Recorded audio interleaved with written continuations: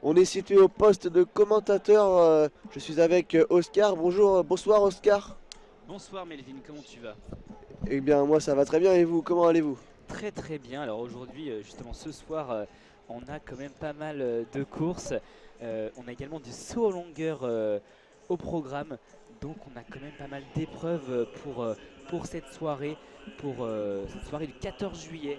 Eh oui, et oui, et pour cette soirée du 14 juillet, nous aurons bien évidemment des Français, puisque nous aurons Dimitri Pavadé au saut. Nous aurons, Charles-Antoine Kouakou au 400 mètres T20. Nous aurons Timothée Adolphe au 100 mètres qui va essayer de décrocher la première médaille d'or pour la France. Hein. La France qui, on le rappelle, compte seulement pour l'instant deux petites médailles de bronze. On espère voir sur cette belle soirée du 14 juillet d'autres médailles s'ajouter au compteur pour les Bleus. En tout cas, on va peut-être en attendant la première course qui ne devrait pas tarder. C'est un 400 mètres T13. Nous allons attendre nous allons profiter de cette attente pour vous décrire peut-être où nous sommes situés et comment est ce beau stade Charletti habillé en bleu aux couleurs de l'équipe de France pour l'occasion à un an des Jeux Olympiques de Paris. Nous sommes en face de la ligne d'arrivée où nous allons voir donc toutes les arrivées de toutes les courses que nous allons suivre. Nous avons à notre gauche les bacs à sable du saut en longueur que nous allons suivre également. En face de nous dans la tribune, on a les drapeaux des 107 nations représentées dans ce championnat du monde. Et enfin, nous avons au beau milieu de tout cela une belle pelouse verte où auront lieu les concours de poids que vous pouvez d'ailleurs suivre avec nos compères qui sont juste à côté de nous, Adrien et Paul qui commentent donc tous ces concours de lancer. N'hésitez pas à basculer sur l'autre canal si vous souhaitez les suivre. Alors est-ce que tu peux nous présenter justement les différents candidats du 400 mètres T13? Ah oui, alors juste pour vous le rappeler, on va vous le rappeler tout de suite. En fait, T signifie track, et donc ça signifie tout simplement piste en français. Ça correspond aux courses et aux sauts. Et ensuite, nous avons également la lettre F dans ce championnat du monde de para-athlétisme qui correspond justement à field, et ça correspond au lancer que vous pouvez suivre justement sur l'autre canal. Euh, Après ces lettres, on a également deux chiffres. On a le premier chiffre qui est la dizaine, donc qui correspond à la famille du handicap. Alors la dizaine, donc 10 pour les déficiences visuelles, la vingtaine pour les déficiences intellectuelles, la trentaine pour les déficiences d'origine cérébrale, la quarantaine pour les amputations ou les assimilés, et la cinquantaine pour les déficiences motrices suite à une atteinte de la moelle épinière ou les assimilés tout simplement. Et le deuxième chiffre, c'est tout simplement le degré du handicap. Et justement, pour le 400 mètres homme T13, est-ce que tu peux nous rappeler que signifie T13? Eh bien T13 ce sont des athlètes qui ont une déficience visuelle plutôt faible puisque par rapport au T12 ou au T11 qui peuvent être accompagnés par un guide, ceux-ci ne sont pas autorisés à avoir de guide. Ils seront donc tout seuls pour concourir. Ils font partie donc de cette catégorie 1, hein. C'est les dizaines qui sont, comme vous l'avez expliqué brillamment Oscar, les déficients visuels. Alors pour moi peut-être de vous présenter les athlètes qui vont courir pour cette première course, ce 400 mètres masculin T13. Avec couloir numéro 2, nous aurons le Botswanais Tumo Masedjane avec son beau maillot tout noir et son short bleu marine. Couloir numéro 3, nous aurons le Namibien Johannes Nambala, tout de bleu vêtu, du bleu foncé avec un short noir. À sa droite, couloir numéro 4 avec son beau maillot vert et son short noir orné de rayures, d'une bordure verte le long de ses cuisses. Ce sera le Brésilien évidemment Samuel Ekrer de Souza. Encore à sa droite, nous aurons cette fois-ci un Thaïlandais, c'est Jacqueline Damouné qui sera juste derrière le japonais, le grand favori Ryota Fukunaga, le grand favori de cette course du 400 mètres, avec à sa droite l'anglais, le coureur de Singapour, James Ethan Hang. Et enfin, pour terminer, nous aurons un couloir numéro 8, Edwin Masuge du Botswana. Ce sont donc deux coureurs botswanais qui sont juste devant nous. Pouvez-nous, Oscar, nous présenter peut-être l'attitude l'attitude des coureurs juste à quelques secondes du départ. Alors justement là, les coureurs sont juste derrière leur starting blocks. Alors on voit certains qui sont un peu plus impatients que d'autres, notamment notre Brésilien Samuel Eckert de Souza qui sautille, qui fait des petits pas. Mais en tout cas, ces différents athlètes, ces 7 athlètes vont tout simplement se placer devant les starting blocks dans quelques instants. Alors les athlètes justement vont se placer. On a le Singapourien qui fait quelques sauts et qui justement vont se placer devant les starting blocks.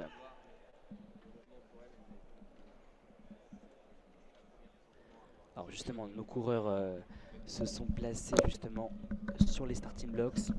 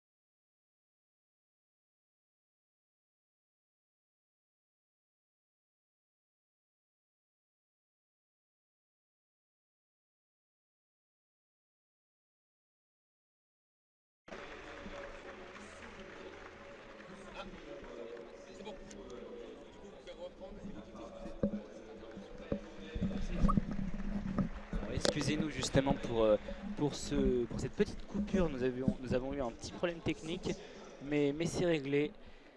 Nous sommes de retour, nous sommes bel et bien de retour.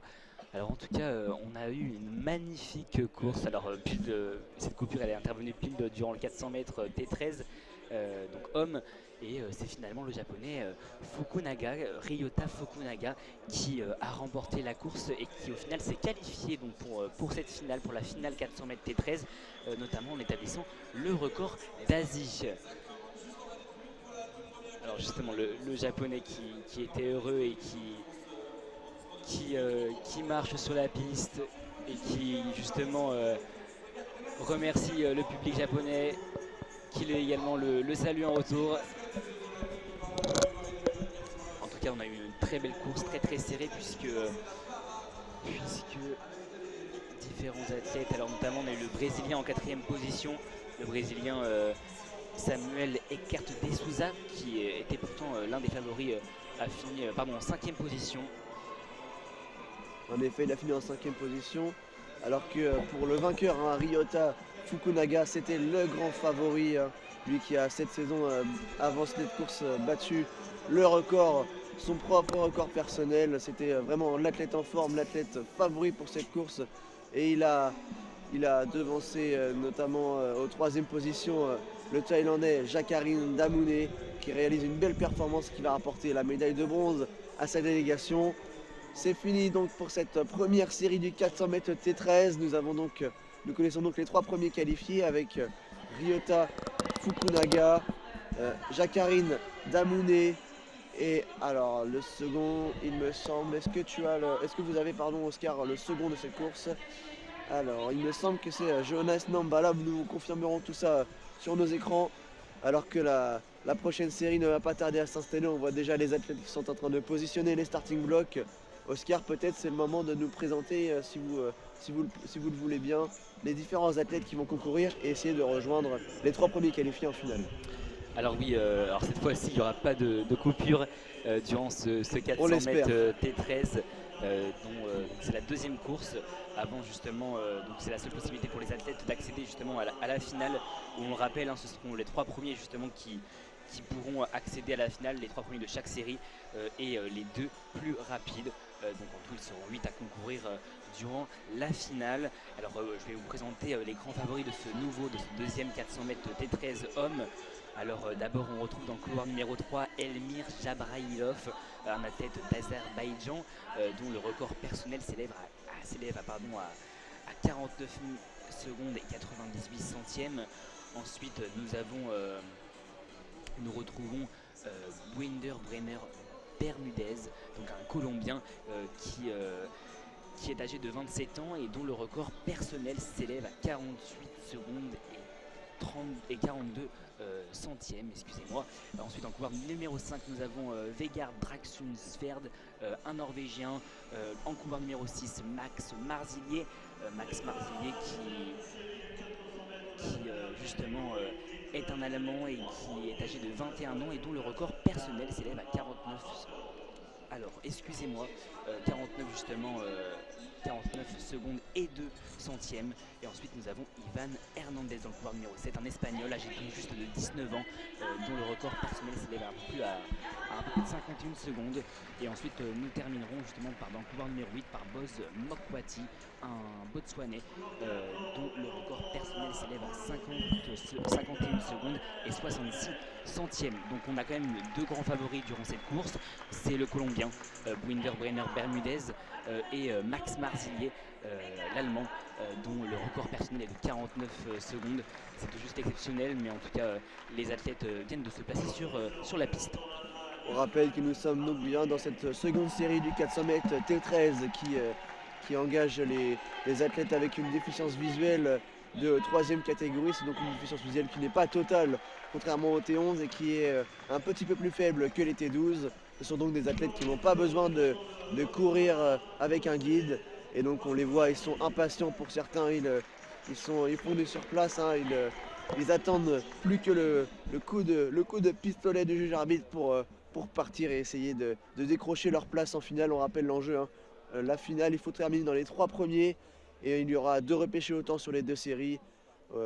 Ça va bientôt démarrer, Oscar, je pense que je vais vous laisser la main pour cette course. Mais en tout cas, Elmir Jabrailov, l'athlète d'Azerbaïdjan, qui tape ses mains sur ses pectoraux, suivi justement de Winder Brenner Bermudez qui également tape ses mains sur ses cuisses pour se motiver. Mais en tout cas, les athlètes, nos 6 athlètes viennent de se placer sur les starting blocks, les mains sur le sol, les mains derrière la ligne bien évidemment, avant justement de s'élancer. Alors on attend le coup de pistolet, mais en tout cas les athlètes sont prêts justement à s'élancer.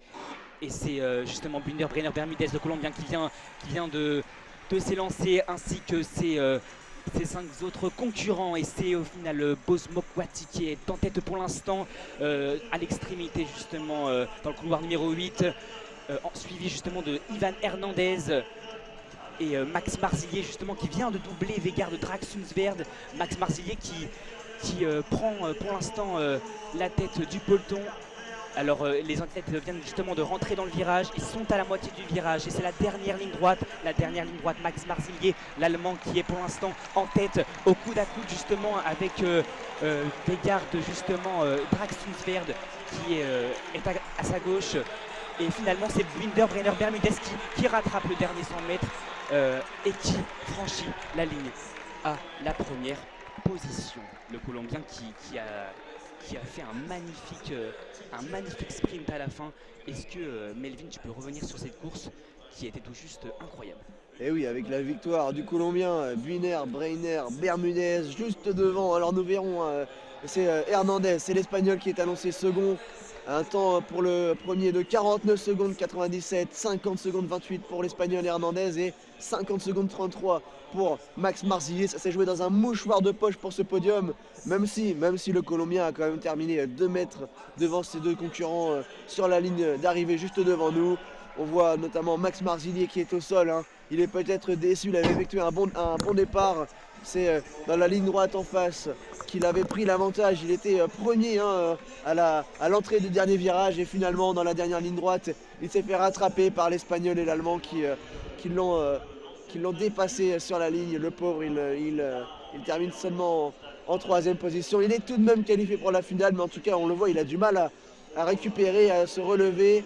Un juge qui vient prendre des nouvelles, peut-être pour lui demander s'il a besoin de service médical. En tout cas, on a vécu une très belle course et on connaît désormais les qualifiés de cette finale avec dans cette série donc le Colombien Bermudez, derrière lui Hernandez espagnol, Ivan Hernandez également qualifié en 50 secondes 26, Max Marzilier qualifié en 50 secondes 33 et au repêchage c'est le Norvégien qui a terminé quatrième, c'est Sverd qui se qualifie en 50 secondes 64 alors que dans la première série il y aura également un repêché, c'est l'athlète, je vais vous dire ça dans quelques secondes, c'est le Botswanais Edwin Mazougué en 50 secondes 50 qui est donc repêché au temps pour la finale.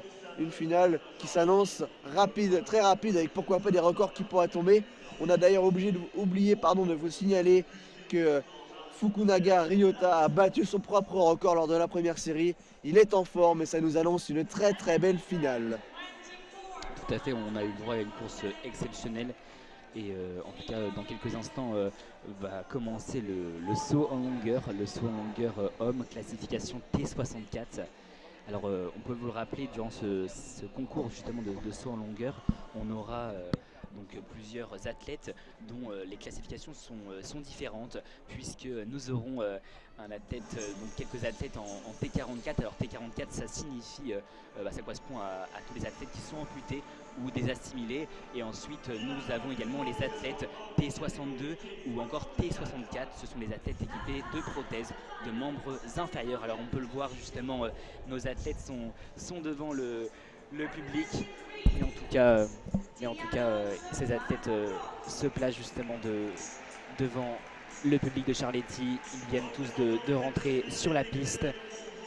Alors on va pouvoir vous les présenter. D'abord nous avons notre grand favori, le grec Stylianos Malakopoulos, qui est le grand favori de ce saut en longueur, puisqu'il avait justement établi son record du monde donc en mai 2023, donc en mai dernier tout simplement, avec 7,23 m dans sa classification T62.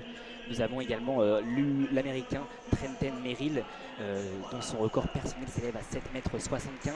Alors c'est au-dessus du grec, mais en fait il est tout simplement dans une classification différente, et donc il n'a pas encore de record du monde, l'américain, mais car en fait simplement sa classification est différente. Nous avons également en numéro 3 Yamin Nasri, le Marocain, suivi de Jared Wallace en numéro 4, un autre américain dont le record personnel est également de 7,54 m. Ensuite nous avons Marco Cichetti, excusez-moi pour la prononciation, un Italien âgé de 24 ans, dont le record personnel s'élève à un peu moins de 7 mètres. Ensuite nous avons Derek l'Occident, également un Américain, dont le record personnel est de 7,60 m. Donc on a quand même plusieurs Américains, 3 Américains dans ce concours qui sont très très performants et qui ont des records personnels qui dépassent la barre des 7 mètres. Ensuite nous avons Noah Bodelier, également un autre Allemand. Ensuite nous avons Konstantinos Veltis, un grec de 33 ans, suivi de Monglo Mpumelelo, un Africain, donc un athlète d'Afrique du Sud, également qui détient son record du monde dans sa classification T44, le record du monde donc, qui s'élève à 7,07 m au saut en longueur dans sa classification T44 chez les hommes. Mais après on verra s'il fait mieux, puisque son record de la saison n'était seulement que de 6,51 m, donc il n'est pas dans la plus grande forme de sa vie, mais en tout cas il peut créer la surprise. Ensuite nous avons Loïc Ngono Wenji, donc un Camerounais dont le record personnel est de 5,70 m, et enfin, bien évidemment, nous l'attendons tous, c'est une légende, tout le monde le connaît, c'est Marcus Rehm, l'Allemand âgé de 34 ans, dont le record personnel est de 8,72 m. 8,72 m, c'est exceptionnel et en tout cas il a les capacités de battre son record du monde, puisque c'est un record du monde 8,72 m qu'il a établi justement à Rede en Allemagne en juin dernier. Donc un record du monde dans sa classification, je le précise, en T64 hommes.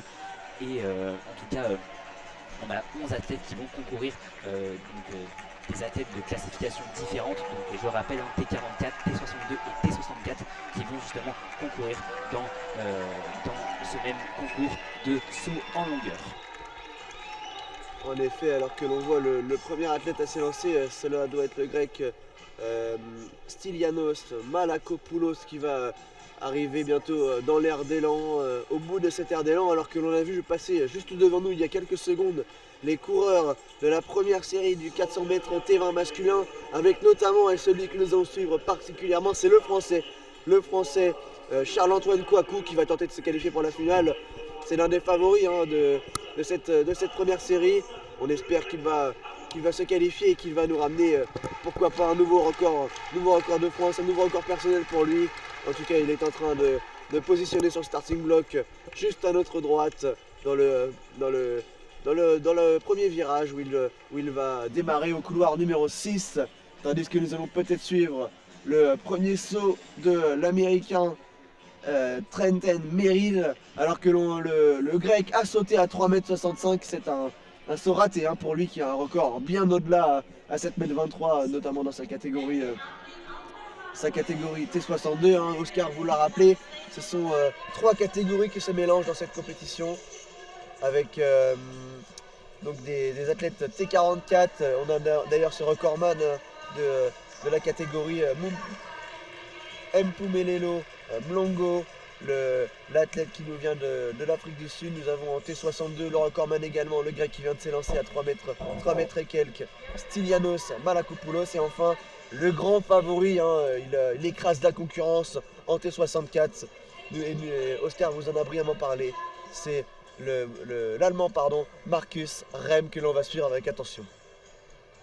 Et donc pendant ce temps-là, nous avons nos athlètes du 400 mètres hommes, classification T20 qui se préparent, qui s'échauffent tranquillement.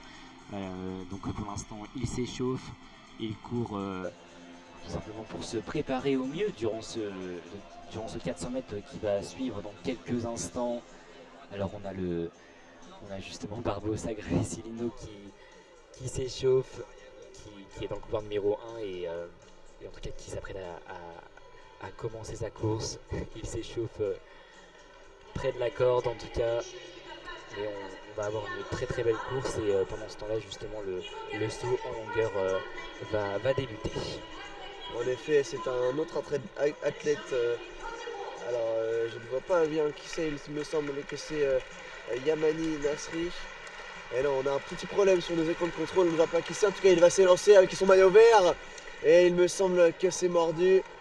Non, c'est un bug d'affichage, il me semble. Le grec est déjà passé, alors que nous allons peut-être nous concentrer sur cette course du 400 mètres T20 juste devant nous.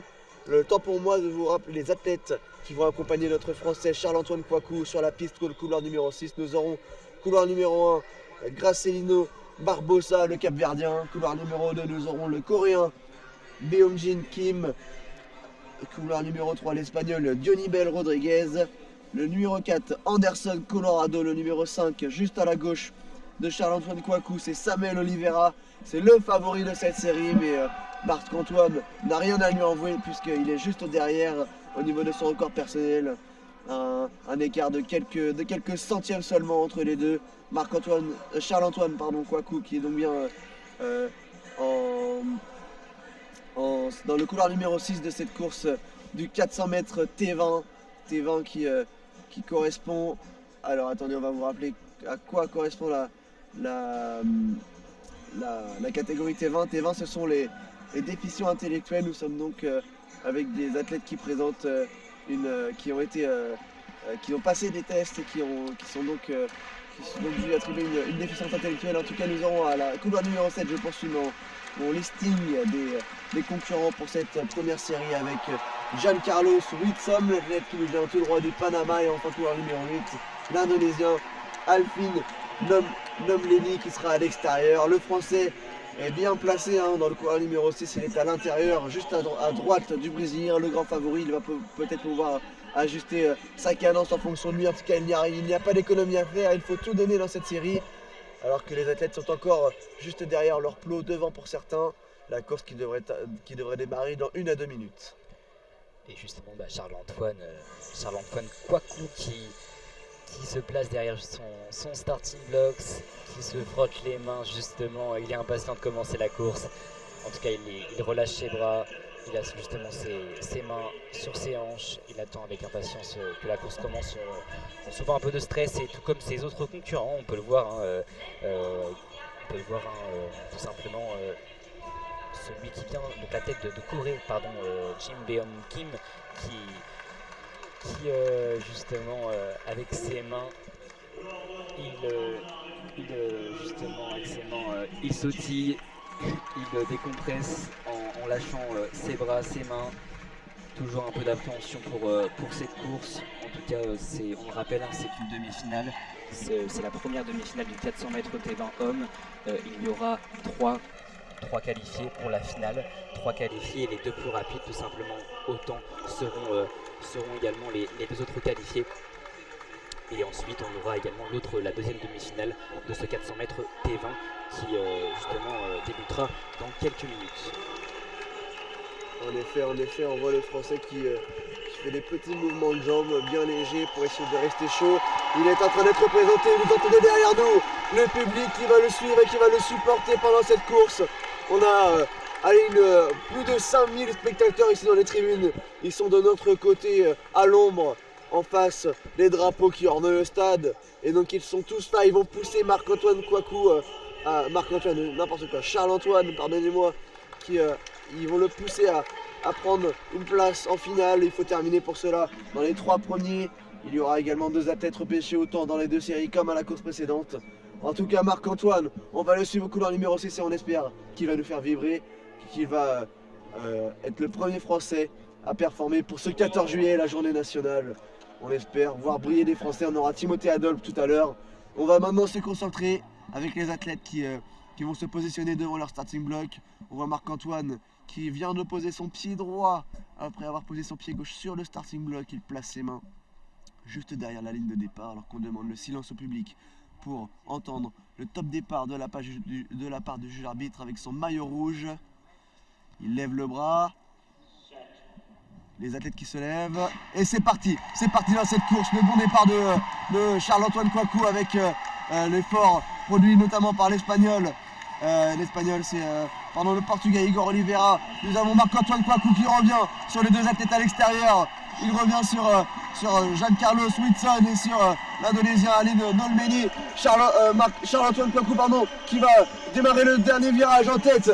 Il est pour l'instant en tête. Dans ce dernier virage, on a le Brésilien qui est juste derrière lui. Le Brésilien qui va peut-être sortir sur la dernière ligne droite en première position, alors que à gauche du Brésilien, nous avons un Équatorien, Anderson Colorado, qui s'invite. Anderson Colorado qui est devant tout le monde. Il va passer la tête. Allez, Marc-Antoine. Marc-Antoine qui est dans la course. Il est 3e pour l'instant. Il va peut-être passer 2e. Marc-Antoine qui finit 2e. Oh là là là là. Terrible défaillance. De l'Équatorien, qui s'est vu devancer par le Brésilien et le Français. Le Français qui termine à la 2e place de cette première série. Il est qualifié, c'est la première bonne nouvelle. Il est qualifié pour cette finale. Quelle performance! On espère qu'il a gardé un peu de force pour la finale qui aura lieu dans les prochains jours. En tout cas, il serre la main à son pote coureur numéro 1. C'était le Cap-Verdien Gracilino Barbosa. Il regarde son temps et 48 secondes 52 pour Charles-Antoine Kouakou qui termine 2e derrière le Brésilien Samuel Oliveira en 48 secondes 41. Oscar, je vous laisse nous donner votre avis sur cette course. Alors, une très très belle course. Alors, ce n'est pas Marc-Antoine, c'est Charles-Antoine. Kouakou je n'y arrive pas. Qui a fait une très très belle course. On l'a vu au début. Alors, il était 3e, mais à l'entrée du virage, il a dépassé celui donc qui était en troisième position et toujours un peu de mal sur le Brésilien, qui est passé à la première position tout simplement au dernier 100 mètres. Mais on a eu une très très belle course du Français et en tout cas il est qualifié pour la finale du 400 mètres et c'est ça qui compte, du 400 mètres homme T20 on le rappelle, et tout simplement place désormais à la deuxième demi-finale 400 mètres homme T20. Et avant ça, vous savez quoi? Eh bien, c'était son anniversaire à Charles-Antoine Kouakou. Et donc, c'est un beau cadeau qu'il offre à sa famille pour son anniversaire. Il est d'ailleurs devant le speaker. On va peut-être essayer de l'écouter. Il va donner son ressenti sur cette course. En tout cas, on voit, hein, il a du public juste devant lui. Il le remercie du public qui est en train de le filmer, de l'applaudir avec cette belle qualification le jour de son anniversaire, un 14 juillet. C'est beau pour le Français. Il nous fait vibrer. Et il va répondre dans quelques instants aux questions du speaker, alors que pendant ce temps-là, la deuxième série de ce 400 mètres T20 est en train de s'installer. Oscar, est-ce que... allez-y. Alors justement, pendant ce temps-là, on va avoir le 400 mètres T20, donc la deuxième demi-finale dans quelques instants. Mais pendant ce temps-là, nous avons le saut en longueur T64 hommes, donc c'est une finale. Et donc pendant ce temps-là, nous avons eu le grec et le marocain qui ont sauté, mais leurs sauts ont été invalidés puisqu'ils ont tout simplement mordu. Alors là, on va justement suivre le saut de l'Italien Marco Cicchetti. Alors justement, l'Américain Trentel Merrill qui passe à la première position, donc on l'a vu, 7,33 m, suivi de son compatriote Jared Wallace, 7,15 m, et l'Italien Marco Cicchetti, justement, qui s'est élancé sur la piste et qui a fait un très très beau saut, 6,41 m, et on va suivre justement le saut de Derek l'Occident, mais juste avant de suivre son saut, on va présenter justement nos athlètes du 400 mètres T20 de cette deuxième demi-finale. Est-ce que tu peux nous les présenter, Melvin? Juste avant cela, je voulais juste vous parler de de Charles-Antoine Kouakou, pardon, qui, on va rester sur notre français, qui est en train d'être adulé par le supporter. Il a reçu l'ovation de tout le stade. C'était de belles images avec tous les drapeaux français brandis dans la tribune juste devant nous. Il est en train de taper dans les mains de ses proches juste devant nous. Et oui, Oscar, nous allons vous présenter les athlètes qui concourent pour cette prochaine demi-finale. Nous avons un autre Français, c'est Haroun Khelifa, qui sera couloir numéro 1. Couloir numéro 1, ce n'est pas forcément la meilleure place. Vous demanderez à Gauthier Macunda ce qu'il en pense. En tout cas, couloir numéro 2, nous aurons à la droite du Français le Portugais Igor Oliveira. Couloir numéro 3, l'Iranien Milad Ramazani Torkamani. Couloir numéro 4, nous aurons l'Espagnol Deliber Rodriguez. À sa droite, Daniel Tavares, le Brésilien. Nous aurons le Britannique, couloir numéro 6, Columba Blanco.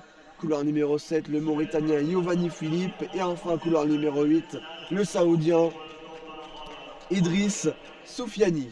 Et justement, donc parmi ce gratin d'athlètes, dont notre Français Haroun Khelifa, nous avons quelques favoris, notamment Daniel Tavares, le Brésilien qui détient le record du monde, 46 secondes 86, qu'il avait établi justement donc, à Sao Paulo en 2019, toujours dans le 400 mètres classification P20.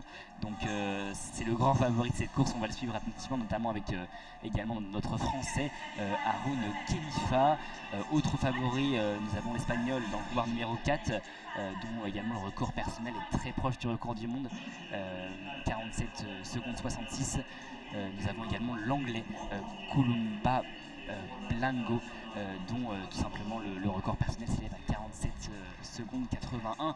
Donc on a quand même au milieu de la piste de rudes concurrents, et pour Haroun Khelifa, notre Français, ça va être compliqué puisque son record personnel est de 50 secondes 74.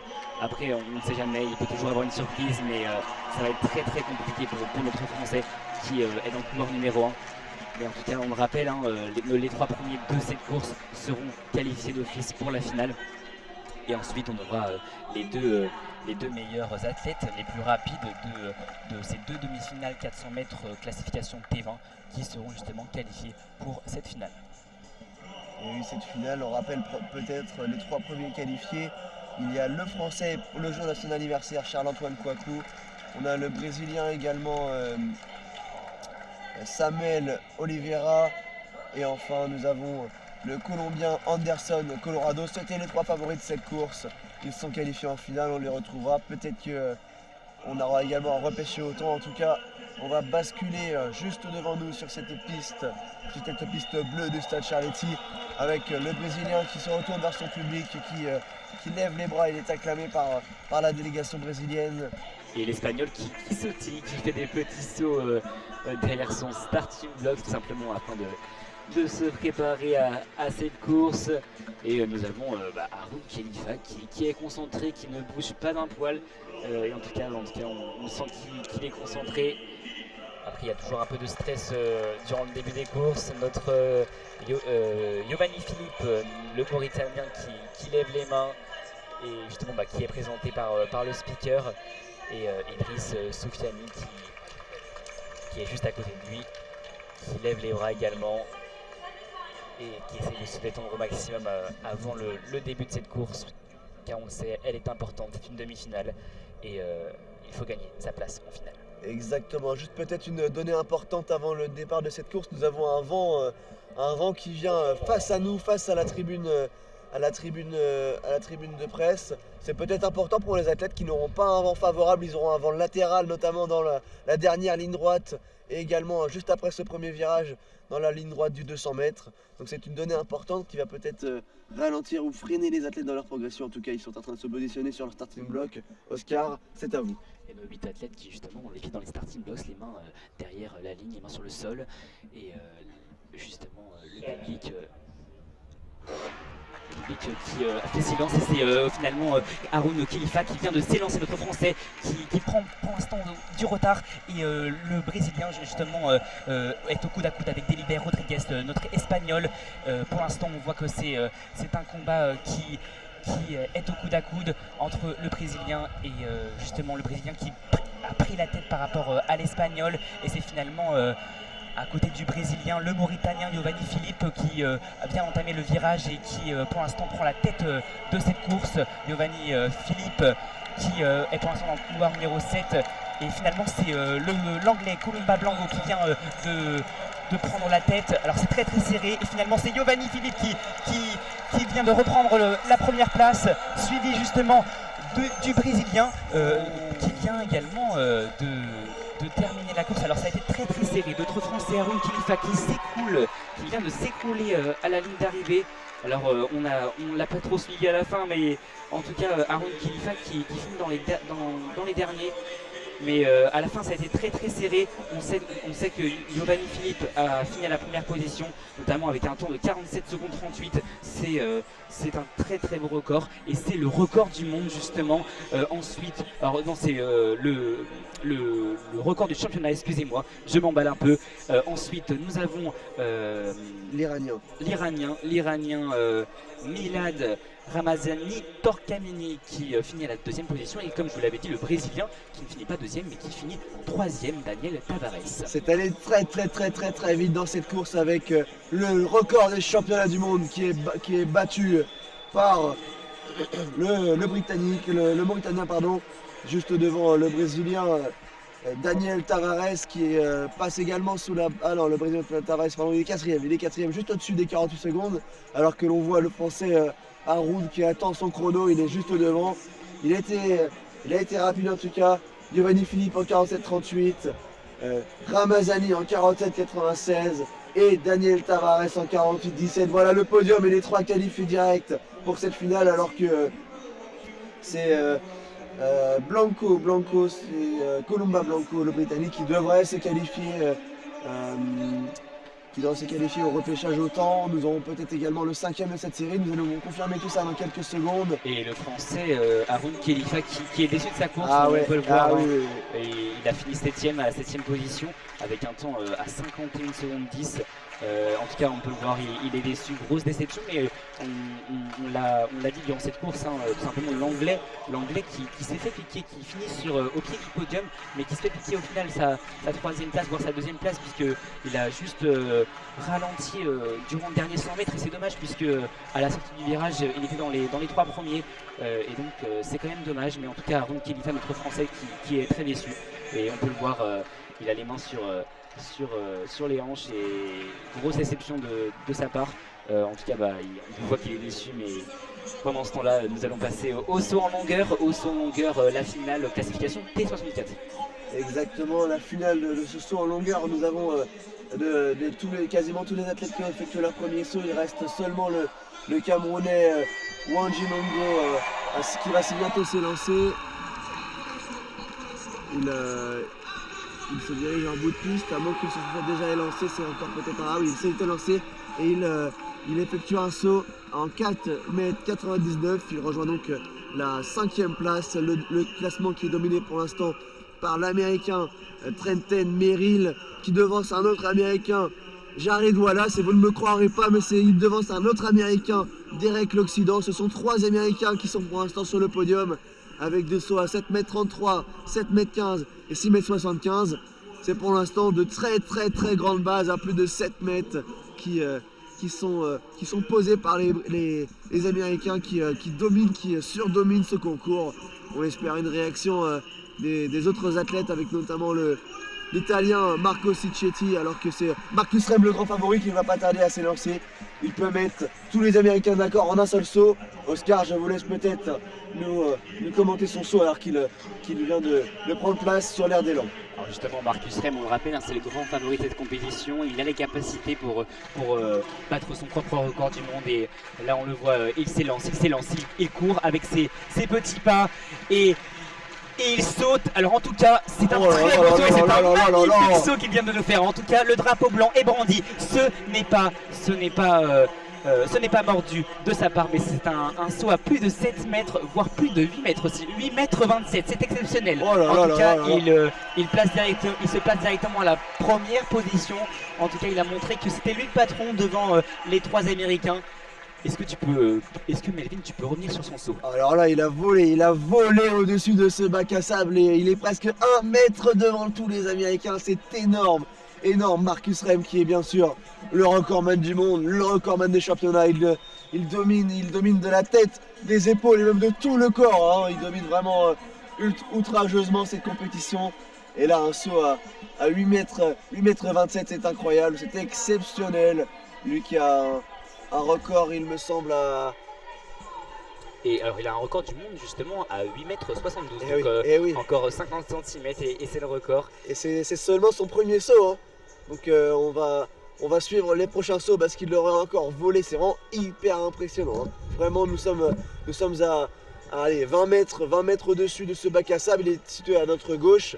Et vraiment, il a traversé ce bac à sable, alors que c'est désormais le prochain athlète. C'est un grec qui s'élance, Malakopou qui saute, il a peut-être mordu, en tout cas ça va être juste.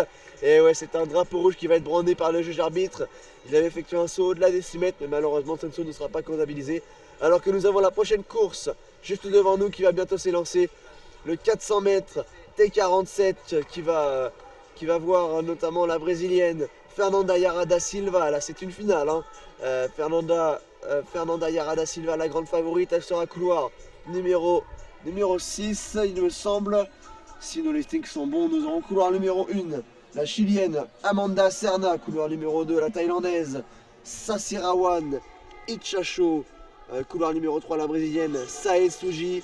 Couloir numéro 4, Maria Clara Augusto, la brésilienne avec son maillot jaune et vert. Couloir numéro 5, Li Liu, la chinoise. Et couloir numéro 6, je vous disais, Da Silva Fernanda Yara, la grande favorite. Longarienne, couloir numéro 7, Petra Loteran. Et enfin, couloir numéro 8, Yamanda Roumeri, la canadienne. Elles vont toutes tenter de prendre place sur ce podium pour emmener une médaille à leur délégation. On les voit, elles sont placées derrière les starting blocks. Alors qu'elles concourent en catégorie T47, la catégorie T47 qui correspond à des athlètes qui courent avec une amputation ou bien qui sont assimilés. On voit notamment des athlètes avec un moignon au niveau du bras droit. On a notamment couloir numéro 2, la thaïlandaise Sasirawan, Intacho, avec un moignon au bras gauche. Enfin, ce sont, pour vous expliquer brièvement, donc des athlètes qui sont tout simplement amputés ou assimilés. On devrait aller très vite dans cette finale. C'est une finale, ça se joue pas, ça se gagne comme dirait l'autre. Et on voit les athlètes qui sont en train de se représenter avec la caméra qui va passer devant bientôt la chinoise Li Lu. Nous avons un record du monde dans cette discipline qui est situé à 55 secondes 60. On ne devrait pas battre ces bases hein, puisque l'athlète, la favorite, la brésilienne, a un record personnel à 57 secondes. On devrait tout de même avoir des suspens puisque derrière la brésilienne, c'est très ouvert hein, au niveau des différents records personnels. On a 4 athlètes qui se tiennent en moins d'une seconde, en moins de 40 centièmes même. On devrait donc avoir des places pour le podium qui vont valoir cher et ça va être très très serré. En tout cas, nos 8 athlètes sont positionnés derrière leur starting blocks. On peut voir notamment Amanda Serna, la chilienne, qui est un peu stressée. On peut le voir, elle avance, elle recule. Et ensuite, nous aurons la course qui va débuter. Pendant ce temps-là, justement, à la finale du saut en longueur, nous avons Trenton Merrill qui vient de réaliser son deuxième saut, 6 mètres 66. Alors c'est encore loin de son record personnel, mais on va retourner tout de suite justement à cette finale du 400 mètres T47 que Melvin va justement commenter. Et exactement, on va suivre avec attention notamment couleur numéro 6, la brésilienne, je vous le disais, c'est la favorite. Et également la chinoise Lilou, la brésilienne Maria Clara Augusto et la canadienne Amanda Romeri qui devrait se battre pour les places sur le podium alors qu'on a demandé au public de faire le silence. Je baisse la voix pour permettre aux athlètes d'entendre le départ. Ça va bientôt être donné, on va juger l'arbitre. Et c'est parti avec un départ à fond, couleur numéro 8 de la canadienne Amanda Romeri qui a vraiment pris quelques mètres d'avance, couleur numéro 7 sur la hongroise Petra Lotera. Nous sommes dans la sortie du premier virage pardon, avec également la chinoise Lilou qui est en 3ème position dans la ligne droite opposée, la brésilienne qui la talonne en 4ème position. Et nous avons également couloir numéro 7, la hongroise Petra Loteran à l'extérieur qui fournit son effort et qui entame le dernier virage en tête. Nous avons une athlète, il me semble que c'est l'hongroise Petra Loteran qui va sortir. Ah non, c'est la brésilienne, c'est la grande favorite. Fernanda Yara da Silva qui est en tête pour l'instant à l'entrée du dernier 100 mètres avec derrière elle la chinoise et l'autre brésilienne. En tout cas elle a quelques mètres d'avance, 2, 3, 4 mètres d'avance alors que la chinoise fournit son effort, elle accélère, elle va prendre la 2ème position. C'est la brésilienne, la grande favorite qui s'impose devant la chinoise et l'autre brésilienne, il me semble, alors qu'il y a erreur de casting, mon Oscar. Non, finalement c'est bien elle, c'est bien la brésilienne Fernanda Yara da Silva qui s'impose en 57 secondes 32. C'est son record cette saison, elle signe le meilleur temps avec derrière elle la chinoise Lilou qui vient la relever, la féliciter, les deux s'embrassent. Ces deux belles images qu'on aime voir juste devant nous avec les athlètes qui se tapent dans la main, qui s'embrassent et se félicitent. Hein. C'est une concurrence saine sur la piste. On voit l'autre brésilienne qui a fini 3ème. C'est Maria Clara Augusto qui est au sol, qui a du mal un peu à reprendre son souffle. Et c'est Luli qui signe un temps en 58 secondes 41, 58-49 juste derrière pour la brésilienne. Et c'est la canadienne Roumeri qui prend la 4ème place et qui va donc ouvrir un compteur de quotas pour le Canada pour les prochains Jeux paralympiques. Alors justement le public brésilien qui est juste situé à notre droite est en folie et vient justement de donner un drapeau brésilien aux deux brésiliennes, à Maria Clara Augusto et Fernanda Yara da Silva. Alors on l'a vu hein, à la sortie du virage, on avait quand même Maria Clara Augusto et Fernanda Yara qui étaient en tête, notamment également avec la chinoise Luli, mais en fait tout s'est joué au dernier 100 mètres où tout simplement c'est Fernanda Yara da Silva qui s'est imposée. Et pendant ce temps-là, nous avons la finale du saut en longueur, je vais y arriver, T64, où notre Italien Marco Cicchetti a fait son 2e saut, 6 mètres 58, et c'est désormais à Derek L'Occident, l'américain, le 3e américain, de s'élancer pour son 2e saut. Alors on le rappelle, hein, l'américain Derek L'Occident qui est pour l'instant 4ème de ce classement provisoire, 6 mètres 75 pour son premier saut, et il va s'élancer pour son 2e saut. Alors justement l'américain il est amputé du tibia gauche et il a une prothèse à la place Et l'Américain qui s'élance et qui saute. Alors c'est un magnifique saut à plus de 6 mètres 50. Là c'est une évidence. Est-ce que le drapeau blanc est brandi? Et non, c'est finalement le drapeau rouge qui est brandi. C'est invalidé. L'Américain a bien évidemment mordu. On peut le rappeler, hein, quand le drapeau rouge est brandi, c'est que l'athlète a tout simplement mordu et qu'il a dépassé tout simplement la planche. Et donc le saut est invalidé. Et donc il reste à la 4e place et justement nous allons suivre l'Allemand Noah Baudelier qui va effectuer justement son second son qu'il avait, pardon, son second saut, je vais y arriver, Noah Baudelier, et ce premier saut justement il l'avait invalidé. Et oui, on attend donc pour lui la première marque. On va voir à quel niveau de performance il est, dans quelle forme il est. Il est là au bout de l'air d'élan. Il lui est amputé de la jambe gauche comme l'athlète précédent. Oscar vous a signalé qu'il portait une prothèse, il porte également une lame qui lui permet de prendre impulsion. On va voir quel va être son pied d'impulsion, s'il choisit plutôt de s'élancer avec la lame ou bien son pied droit. En tout cas, il est en bout de piste, le plot qui vient d'être retiré par le juge, le drapeau blanc qui est levé. Il a 1 minute pour s'élancer, c'est parti, le décompte qui a démarré. Allez, quelques petits pas en marchant. Il ancre son pied droit sur la piste Odéan. Et c'est parti dans quelques secondes. Quelques petites flexions pour tester sa jambe. Et c'est parti. Il accélère avec de grandes foulées. Et il va prendre place sur la planche avec la lame, pardon. Et c'est un saut qui va être validé, qui va être mesuré. On va être aux alentours des 6,50 m également. Nous allons voir le score s'afficher, 6,48 m. Et ben vous voyez, je n'étais pas loin, 6,48 m pour l'Allemand, qui va donc passer à la 6e position de ce classement. Alors c'est un second saut réussi, après son premier qui avait été invalidé. Et on va suivre attentivement le prochain saut. C'est un grec, il s'appelle Konstantinos Veltsis. Et c'est également l'un des favoris de cette compétition.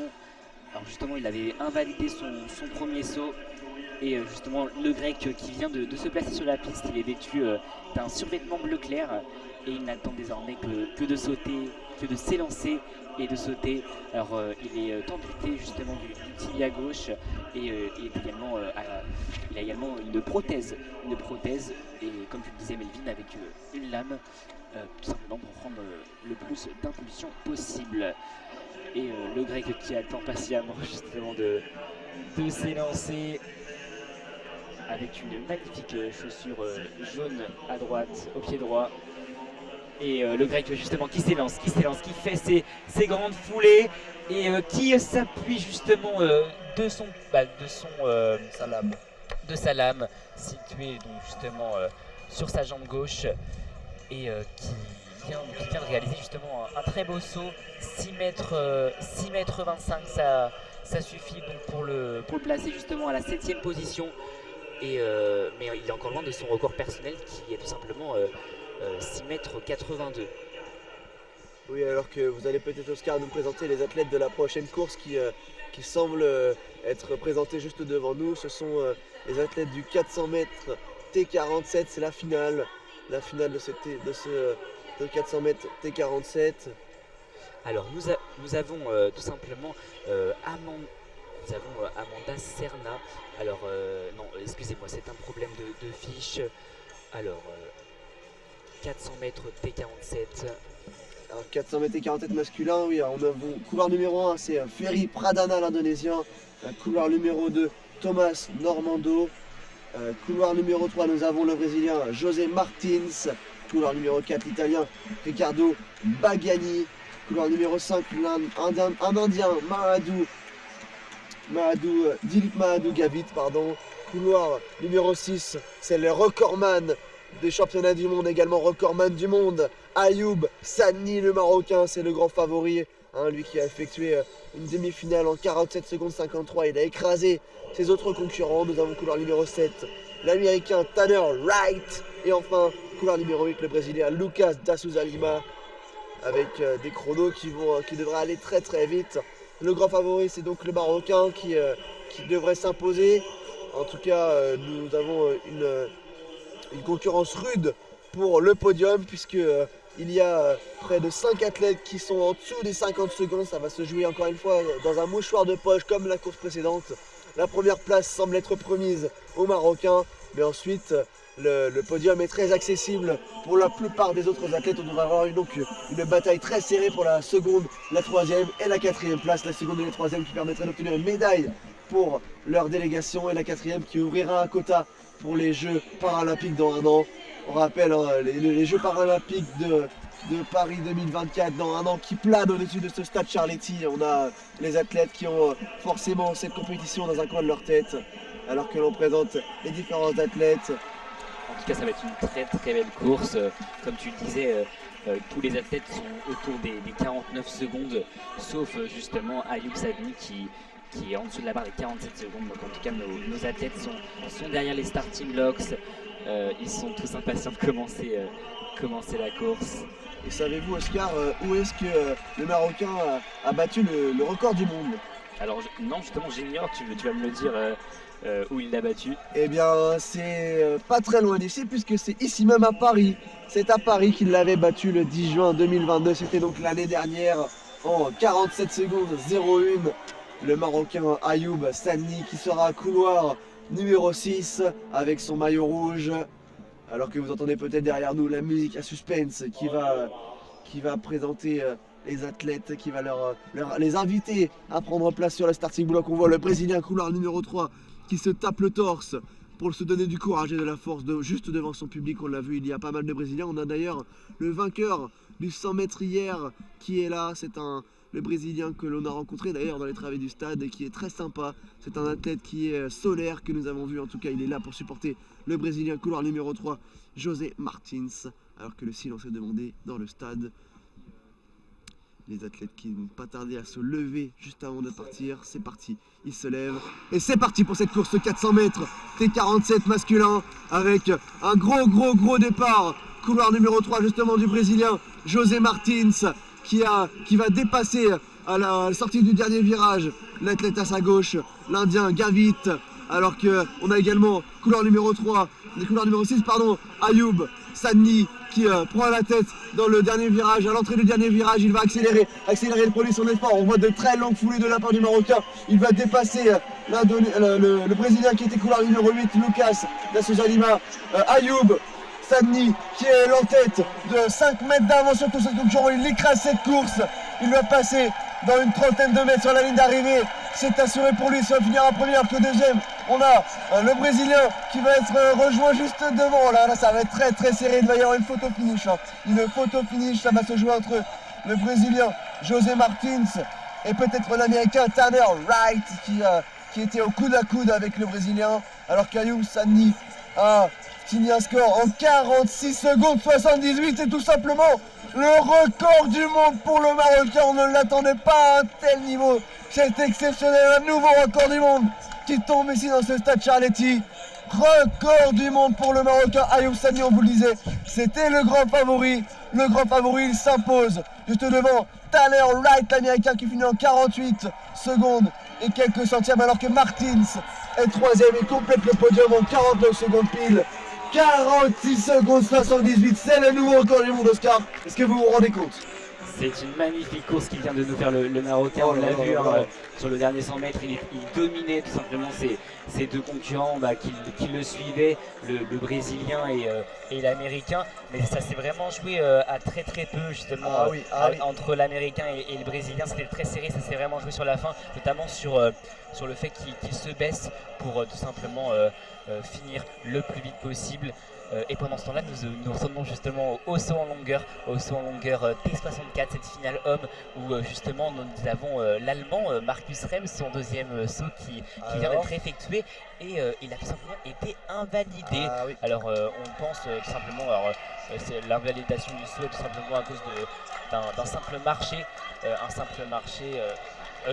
qu'est-ce que je raconte, un simple mordu de planche, si je peux dire ça comme ça, un simple mordu de planche tout simplement pour rendre le saut invalide, et c'est ce qui s'est passé pour l'Allemand. En tout cas, le grec Stylianos Malakopoulos justement vient d'effectuer son troisième saut, 6,60 m. Et c'est un Américain qui va s'élancer, Trenton Merrill qui est pour l'instant deuxième de ce concours. juste devant deux autres Américains, Jared Wallace et Derek L'Occident. Et c'est à l'instant il va s'élancer l'Américain en seconde place. Pourquoi pas prendre la place? Il va prendre l'impulsion avec sa lame avec sa prothèse à sa droite. Il a pris l'impulsion comme beaucoup d'athlètes d'ailleurs, nous l'avons remarqué avec sa lame. Alors c'est un drapeau blanc il me semble, mais c'est un saut qui ne convient pas à l'Américain, qui est en deçà de ses standards. Est-ce que vous pouvez nous remettre? C'était Trenton Merrill qui a effectué ce saut. Et il est invalidé. Qui est invalidé, pardonnez-moi. Le drapeau rouge a été brandi et c'est invalidé, et c'est son compatriote justement alors qui va s'élancer. Excusez-moi, non, c'est Yamani Nasri, le Marocain, qui est pour l'instant à deux sauts invalidés, va s'élancer. Alors il est vêtu justement de rouge et il est amputé du tibia droit, et donc il possède justement une prothèse avec une lame, et le Marocain qui lève les bras, qui met ses mains sur ses hanches et qui est prêt à s'élancer pour au final effectuer son troisième saut, et on espère que ce troisième saut sera validé pour lui, puisque ces deux premiers sauts ont été invalidés. Justement le Marocain qui se prépare, qui lève le bras droit, et le public justement qui l'applaudit. Le Marocain qui s'élance, le Marocain qui fait ses grandes foulées, et qui s'appuie justement de sa lame pour prendre de l'impulsion, et qui fait un très beau saut au-delà des 6 mètres. Ça c'est une évidence. Alors on va voir si le drapeau blanc est brandi pour voir simplement si le saut est validé. Alors on attend la validation des juges. Alors on attend la validation. Et c'est validé, puisque justement le Marocain se place à la 9e position avec 6,25 m, égalité avec le Grec Konstantinos Velsis, dont le meilleur essai également est de 6,25 m. Exactement, 6,25 m pour lui, alors que ce concours est toujours dominé par l'Allemand Marcus Rehm devant l'Américain Trenton Merrill. Alors que nous allons devant nous avoir le départ de la prochaine course qui va avoir lieu. Ça va être le 1500 mètres T20 pour une finale femme. Alors la classification T20, on le rappelle rapidement, ce sont les déficiences intellectuelles, et souvent en fait il y a toujours des difficultés liées aux apprentissages, à la concentration, à la gestion de la stratégie, à la gestion au final de la cadence, et également à la gestion des facteurs externes tels que le vent que nous avons parfois sur ce stade de Charletti. Pour présenter donc ces différentes athlètes, justement nous avons dans le couloir numéro 2 Barbara Bieganowska-Zajac, une polonaise donc, qui est la favorite de cette course, puisqu'elle a établi le record du monde du 1500 mètres T20 féminin tout simplement en 2012, donc son record date un peu.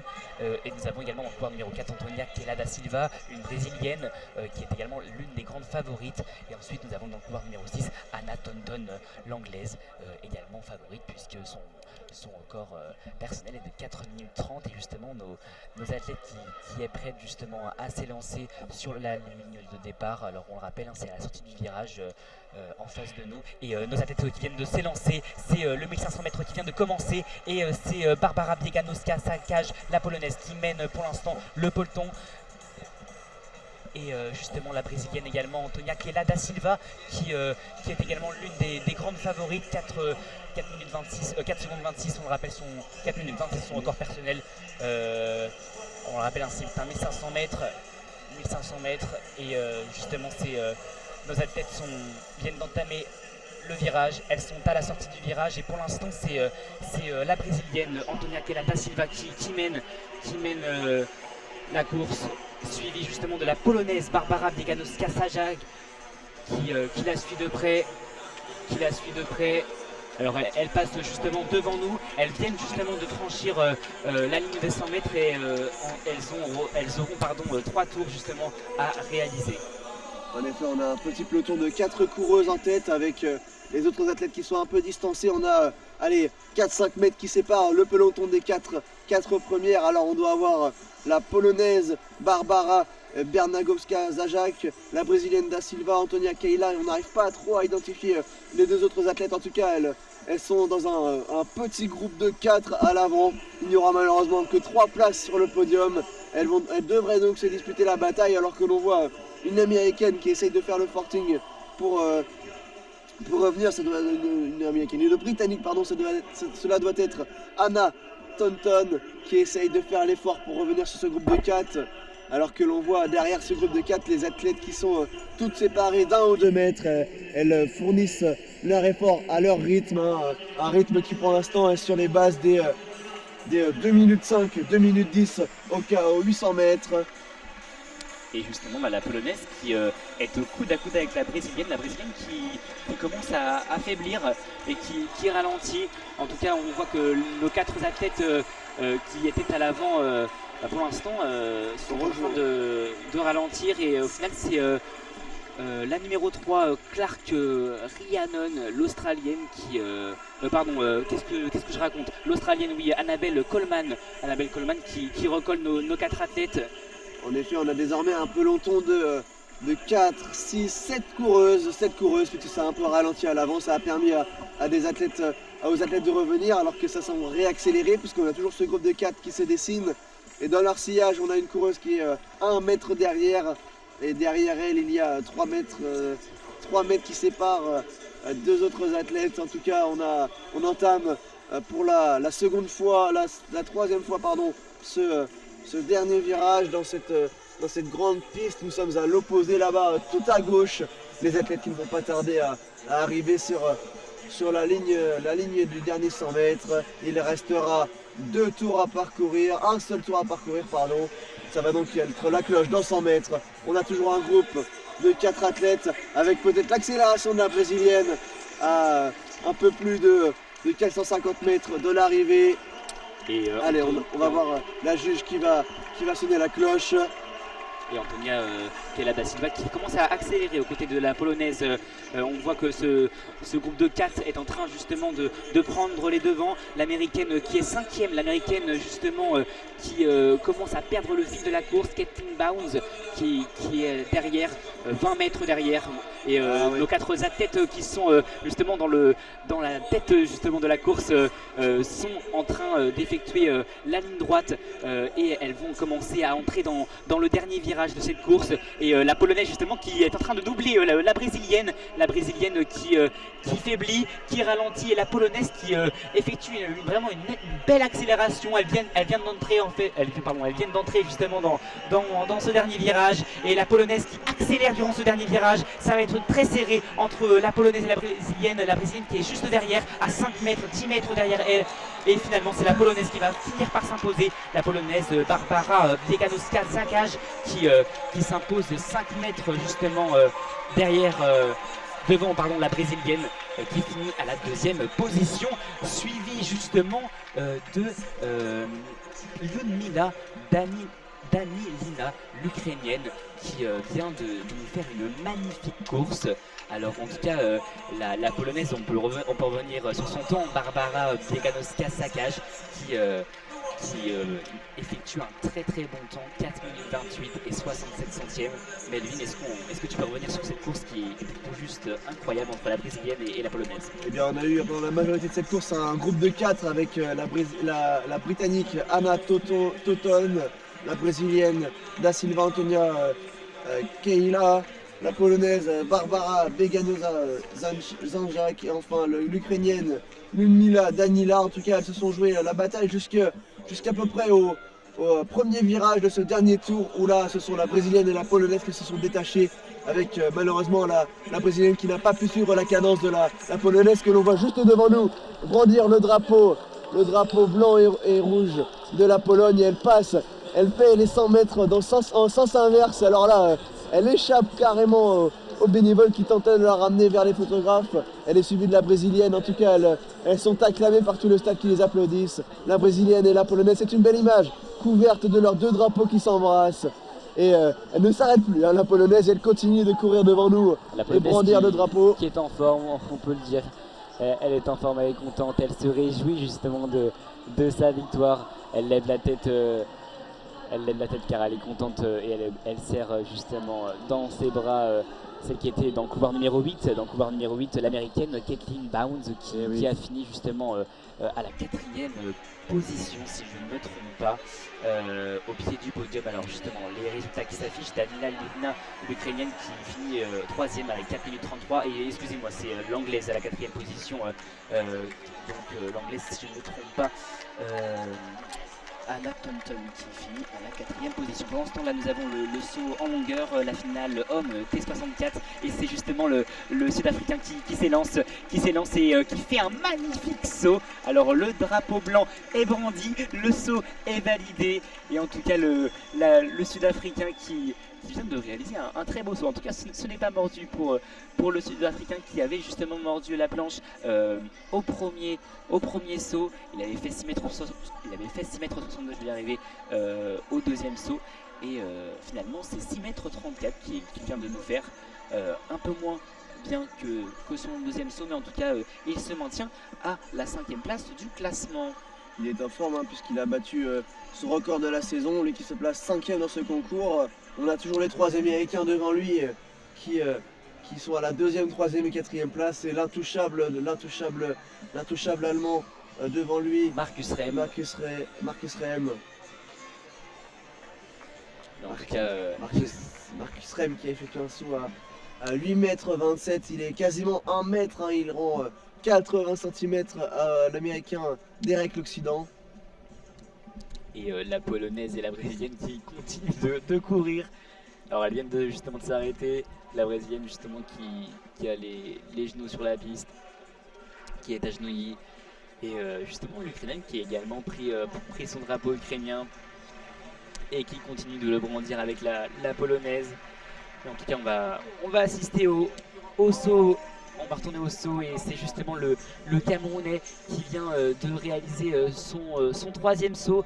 Un magnifique saut, mais donc je pense que ça ne suffira pas pour grappiller une place, puisque le Camerounais Loïc Wanji Ngono se situe encore à la 11e position et son 3e saut ne s'élève qu'à 5,05 m. Ça ne suffira pas tout simplement pour grappiller la 10e place au Marocain Yamani Nasri. On va peut-être suivre le saut de l'Allemand Marcus Rehm qui va s'élancer et après nous basculerons vers le 200 mètres T38, la finale.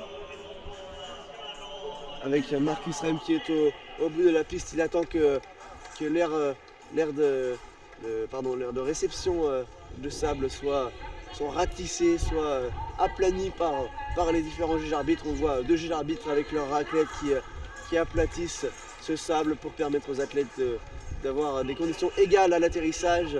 Marcus Rehm qui est tout au bout là-bas de la piste, alors que pendant ce temps-là on présente les athlètes du 200 mètres T38.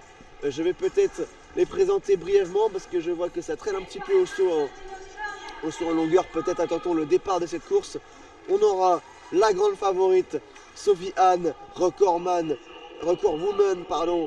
des championnats du monde et record woman du monde avec un temps en 25 secondes 92 pour ce 200 mètres. Couloir numéro 2, nous avons une Finlandaise, Vilma Berg. Couloir numéro 3, Rhiannon Clark, l'Australienne. Couloir numéro 2, Luca Eclair, que nous retrouvons après le saut en longueur d'hier, qu'elle a brillamment remporté. Nous avons couloir numéro 5, l'Australienne Elia Pardy. Couloir numéro 6, Darian Jiménez. Couloir numéro 7, une Belge, Katia Hardiès. Et enfin couloir numéro 8, Cathy Hurtado. Les favorites, c'est donc la Britannique Sophie Anne, Luca Eclair qui est très polyvalente puisqu'elle est aussi forte en saut en longueur, on l'a vu hier avec sa médaille d'or, également dans ce 200 mètres où elle va concourir. Et enfin, pour moi, ce podium peut être complété par la Colombienne Darian Jiménez. En tout cas, tout ça, ce sont des chiffres basés sur les records personnels de chaque athlète, mais sur une course, il peut tout se passer. On voit les athlètes qui sont prêtes à partir. Et justement les athlètes qui se sont placés sur leur starting blocks. Alors que l'on n'attend plus que le top départ de la part du juge arbitre qui lève son bras avec le pistolet au bout. Et c'est dans quelques secondes. Ouais, c'est un faux départ, oui, je ne sais pas pourquoi, je trouve personnellement que le juge a un peu tardé à tirer. On voit des athlètes qui se sont donc élancés un petit peu avant, ça va tergiverser un petit peu, ça va prendre quelques secondes, voire quelques minutes. Et on le rappelle, hein, pour vous situer un peu plus un peu plus précisément dans le stade Charletti, je vais y arriver, le départ justement de ce 200 mètres féminin T38 se situe à gauche de l'entrée du stade. Exactement, au niveau de la cage de lancer, notamment le lancer de disque et le lancer de massue. Alors que ça y est, elles vont se replacer, on va refaire le protocole de départ, elles vont se replacer sur leur starting block. Elles placent d'abord leurs deux pieds sur les starting blocks, ensuite elles vont placer leurs mains juste devant la ligne. Alors on vous avoue que c'est à l'opposé de là où on est situé, on va avoir du mal à vous décrire le départ de la course, mais dès que nous serons à la fin du virage, et que l'on va rentrer dans les derniers 100 mètres. D'ailleurs c'est parti, on pourra mieux vous décrire avec un très très bon départ. Couloir numéro 7 de la Belge, Katia Hardiès. On va rentrer bientôt dans le dernier 100 mètres, ça va très très vite avec couloir numéro 4. C'est Luca Eclair qui est pour l'instant en tête. Luca Eclair, la géante hongroise qui est en tête avec couloir numéro 1. Sofiane qui est en seconde position. Nous avons également un couloir numéro 6. Darian Jiménez, et c'est la victoire de Luca Eclair après la victoire au saut en longueur hier. Luca Eclair qui s'impose sur ce 200 mètres et 38 avec à la seconde place la record woman du monde, Sophie Anne, qui se voit battue. Et c'est un autre record du monde, le deuxième dans cette soirée, encore record du monde pour Luca Eclair. Oh là là, 25 secondes 78. Elle prend non seulement la première place à Sofiane, mais en plus elle lui chope son record. Vous y croyez ça, Oscar? Et oui, c'est tout simplement exceptionnel puisque la Colombienne finit à la deuxième position, 26 secondes 04, suivie de l'anglaise qui a fait une très très belle course, mais qui finit à la troisième place, Sofiane qui finit avec un temps de 26 secondes 35. Et justement la gagnante de cette course, qui a fait une très très belle course et qui bat le record du monde, Luca Eclair. Elle a été plus vite que l'éclair, wow, si je peux me permettre. Mais en tout cas, on va retourner au saut en longueur, puisque le saut en longueur, c'est Marcus Rem justement qui va effectuer son 103e saut. On peut le voir, Marcus Rem qui vient de l'effectuer, et c'est 8 mètres 27. Il égale justement son premier essai. Là, il fait ni mieux ni moins bien. En tout cas, Marcus Rem qui continue de dominer cette compétition de saut en longueur T64. Et nous allons avoir justement les prochains athlètes justement qui vont s'élancer pour ce saut en longueur. Alors on le rappelle, on ne l'a pas précisé, mais sur ce saut en longueur, ils étaient au total 11. Et en fait, les 3 premiers sauts, après en fait avoir effectué leurs 3 premiers sauts, ce sont seulement les 8 premiers qui ont fait les 3 meilleurs sauts qui peuvent continuer justement la compétition. Alors on peut vous le rappeler, hein, Konstantinos Veltsis, donc le grec, donc qui est à la 9e position, tout simplement ne poursuivra pas le concours du saut en longueur, puisqu'il finit à la 9e position avec seulement 6 mètres 25. Ensuite nous avons le Marocain Yamani Nasri à la 10e position, toujours avec 6 mètres 25. Et bien évidemment le Camerounais, je vais y arriver, Loïc Wanji Ngono, qui finit à la 11e position avec 5 mètres 38. Et oui, donc nous avons 8 athlètes qui vont avoir 3 sauts en plus pour pourquoi pas postuler à ce podium dominé pour l'instant par les Américains. Derek l'Occident à la 2e position, Trenton Merrill à la 3e position. Juste derrière eux, il y a un autre Américain, c'est Jared Wallace, hein, le classement qui n'a pas bougé, mais c'est bien sûr celui qui domine de la tête et des épaules ce saut en longueur, c'est Marcus Rem, l'Allemand, qui pour l'instant avec